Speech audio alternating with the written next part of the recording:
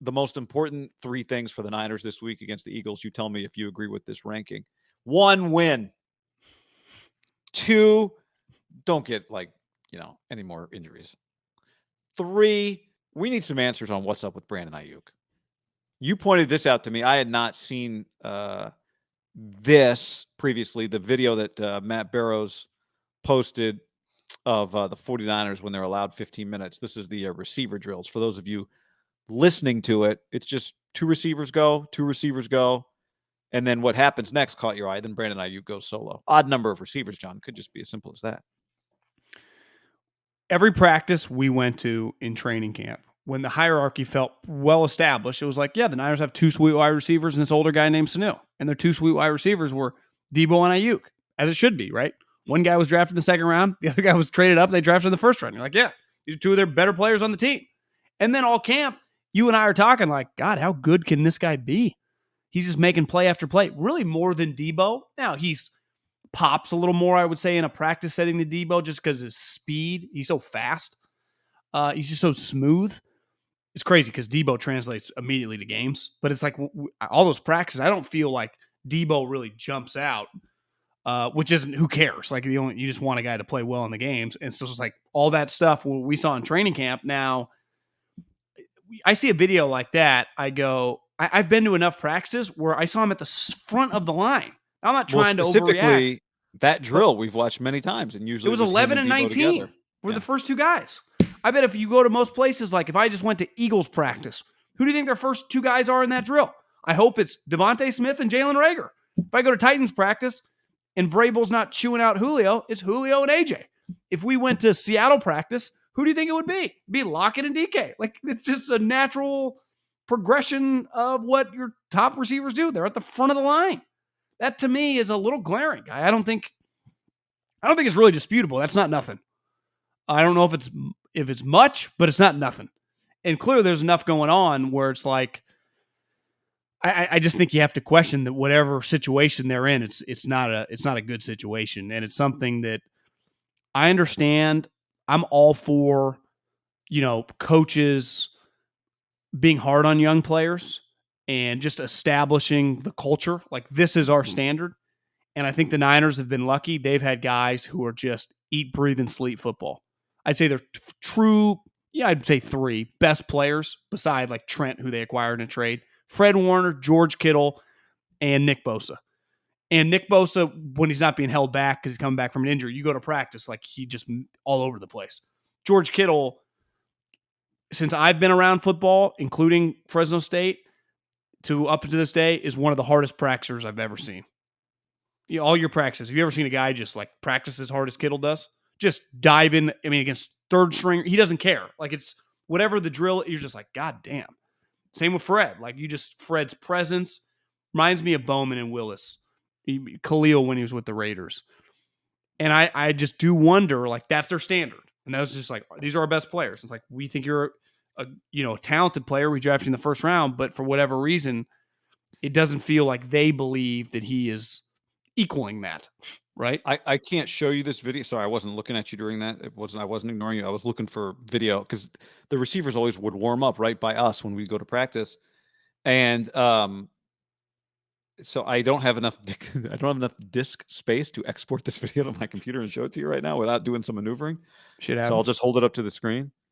So you can't really tell. No, I can see it. I can see it.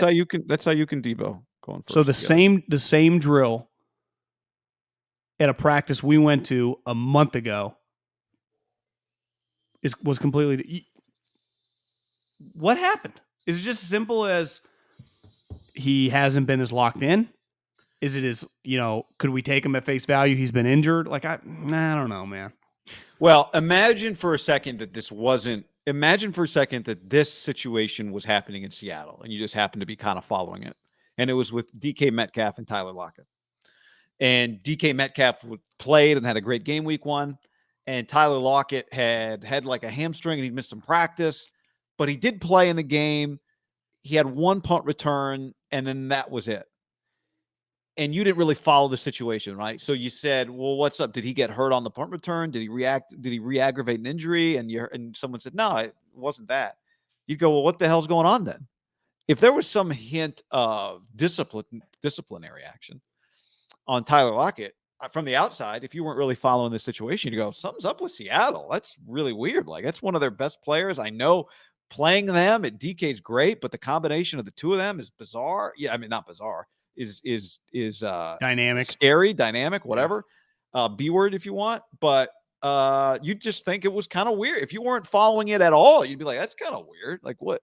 Something's up. And we follow this closely, and it's clear. So, this is part of what I'm saying is this week is about moving on from this. They don't have time after what we saw week 1 and after already some injuries. They don't have time for one of their best players to be unavailable, but just in a weird space.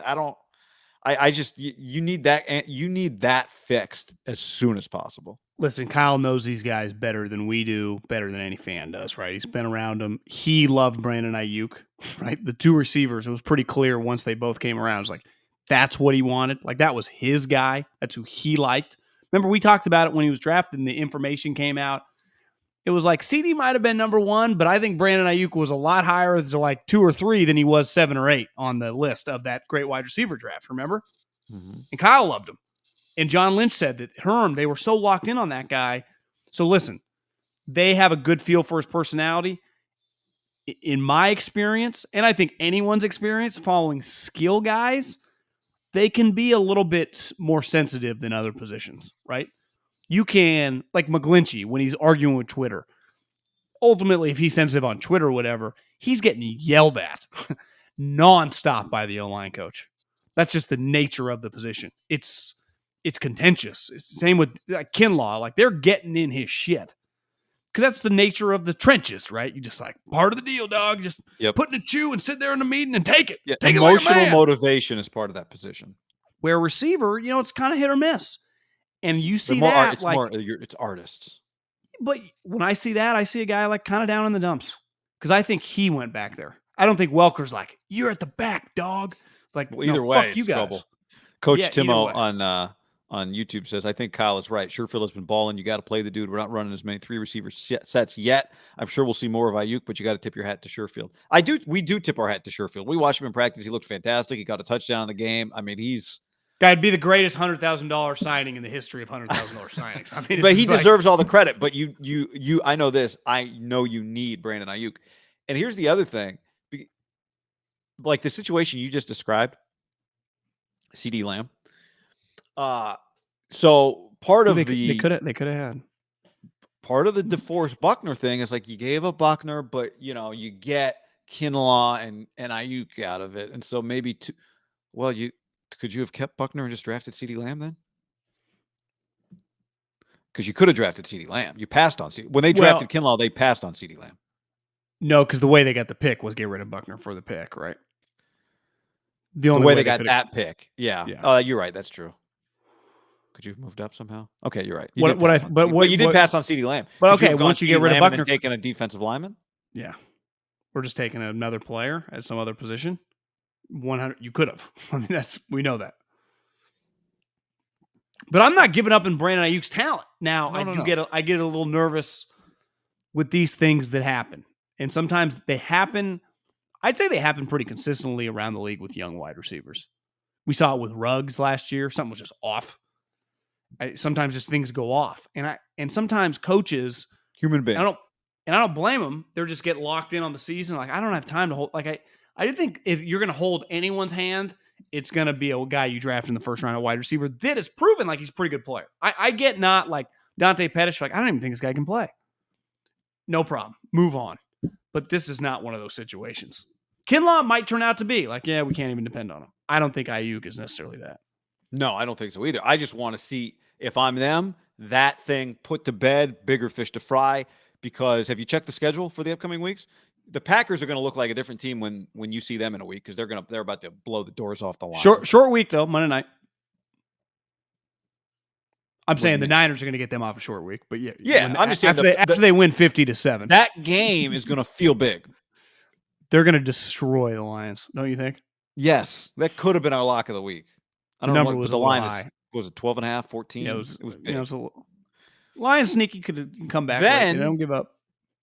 off memory here, is it Rams Seahawks or Seahawks Rams after or Cardinals? Sorry, It's Packers, Seattle, Arizona, Yeah.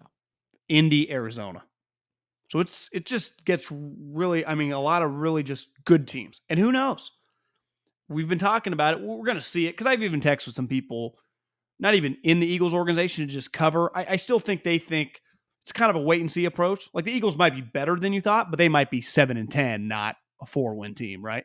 And be like a year away from competing for the playoffs. We'll find out. Or the Eagles are just, they're going to compete for the NFC East. If I told you right now, we'll look back on the season and be like the Eagles and the Cowboys came down to the wire for the NFC East, you go, well, this game's probably going to be really hard.